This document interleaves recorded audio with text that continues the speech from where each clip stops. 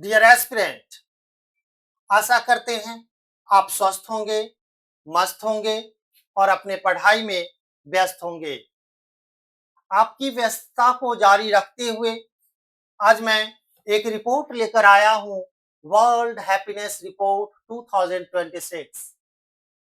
यह रिपोर्ट प्रतिवर्ष जारी की जाती है, जिसे ऑक्सफोर्ड यूनिवर्सिटी के वेलबींग रिसर्च सेंटर, गैलप और संयुक्त राष्ट्र सतत विकास समाधान नेटवर्क के द्वारा संयुक्त रूप से जारी किया जाता है। यह रिपोर्ट हर एक साल 20 मार्च को अंतर्राष्ट्रीय खुशी दिवस के अवसर पर प्रकाशित किया जाता है। आपको यह भी ध्यान में रखना होगा कि अंतर्राष्ट्रीय खुशी दिवस 20 मार्च को मनाया जाता है।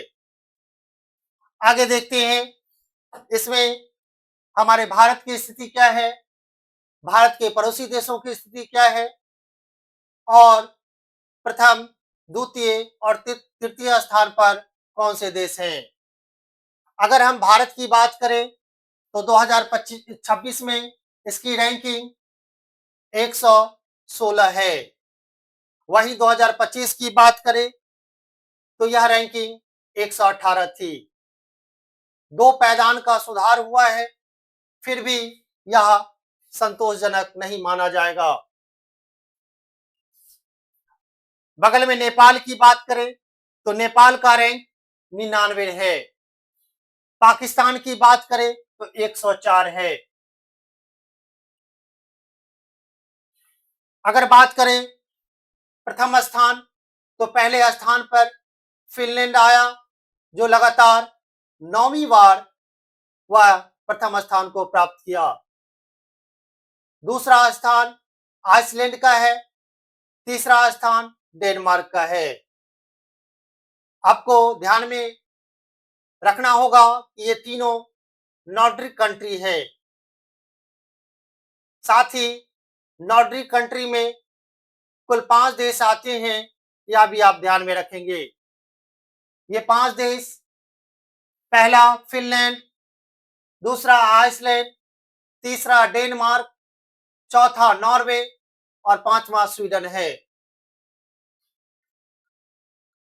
अगर सबसे दयनीय स्थिति की बात करें तो हमारे ही पड़ोस में अफगानिस्तान है, जिसकी रैंकिंग इस वर्ष 147 है, जो काफी दयनीय स्थिति को बतला रही है। साथ ही हम श्रीलंका की बात करें और चाइना की बात करें तो चाइना का स्थान 2026 में 65 है। श्रीलंका की बात करें तो इसकी रैंक 134 है। अब हम आगे देखेंगे, यह जो विश्व खुशहाली रिपोर्ट जारी किया जाता है तो इसके लिए एक मापदंड होती है। वो मापदंड का आधार क्या है, उस आधार पर चर्चा करेंगे। वर्ल्ड हैप्पीनेस रिपोर्ट 2026 में खुशी मापने के लिए 6 मुख्य मापदंड अपनाए जाते हैं। ये 6 मुख्य मापदंड कौन कौन से हैं, तो आइए पहला देखते हैं। पहला है जीडीपी पर कैपिटा, प्रति व्यक्ति आय, अर्थात किसी देश के लोग की औसत आर्थिक स्थिति, ये इसके अंतर्गत आएगा।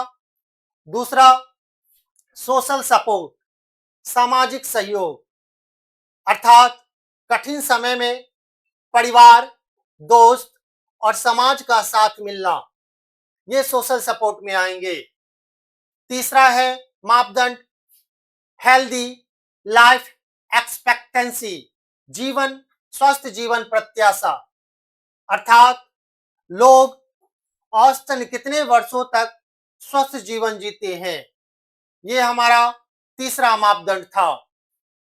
चौथे मापदंड की बात करें तो freedom to make life choices, जीवन के फैसले लेने की स्वतंत्रता। लोग अपने जीवन के निर्णय कितनी स्वतंत्रता से ले सकते हैं, ये चौथा मापदंड है। पांचवा जो है मापदंड वो है जेनरोसिटी अर्थात उदारता। दूसरों की मदद, दान और सहयोग की भावना, ये इसके अंतर्गत आता है। और अंतिम छठे मापदंड की बात करें तो परसेप्शन ऑफ करप्शन, भ्रष्टाचार की धारणा। कहने का तात्पर्य कि सरकार और संस्थाओं में भ्रष्टाचार कितना महसूस किया जाता है, ये इस छठे मापदंडों में सम्मिलित है। इस तरह हम देखते हैं कि कुल 6 मापदंडों को आधार बनाया गया है। आप इसे ध्यान में रखेंगे। परीक्षा के दृष्टिकोण से पूछा जा सकता है कि निम्नलिखित में वर्ल्ड हैप्पीनेस रिपोर्ट जारी करने के निम्नलिखित में से कौन मापदंड सम्मिलित नहीं है। तो एक बार फिर से रिकॉल कर रहे हैं, ध्यान में रखेंगे। पहला है प्रति व्यक्ति आय, दूसरा है सामाजिक सहयोग, तीसरा है स्वस्थ जीवन प्रत्याशा, चौथा है जीवन के फैसले लेने की स्वतंत्रता, पांचवा है उदारता और छठा है भ्रष्टाचार की धारणा। साथ में आप यह भी ध्यान में रखेंगे कि भारत की स्थिति कौन सी है। तो भारत की स्थिति 116 है, फिनलैंड की स्थिति पहला है और वह लगातार 9वीं बार इस पहले प्रथम स्थान को प्राप्त किया है। साथ ही इसे कौन जारी करता है, जैसा कि मैंने पहले ही बताया, एक बार फिर रिकॉल करें, बहुत ही इंपॉर्टेंट है, कई बार क्वेश्चन पूछा गया है ये। तो जारीकर्ता जो है वो ऑक्सफोर्ड यूनिवर्सिटी के वेलबींग रिसर्च सेंटर, गैलप और संयुक्त राष्ट्र सतत विकास समाधान नेटवर्क UNSDSN द्वारा संयुक्त रूप से जारी किया जाता है। आप इतने तथ्यों को ध्यान में रखेंगे जो परीक्षा के पॉइंट ऑफ व्यू से काफी महत्वपूर्ण है। इसी के साथ हम अगले वीडियो में फिर हाजिर होंगे एक नए रिपोर्ट के साथ। तब तक के लिए धन्यवाद।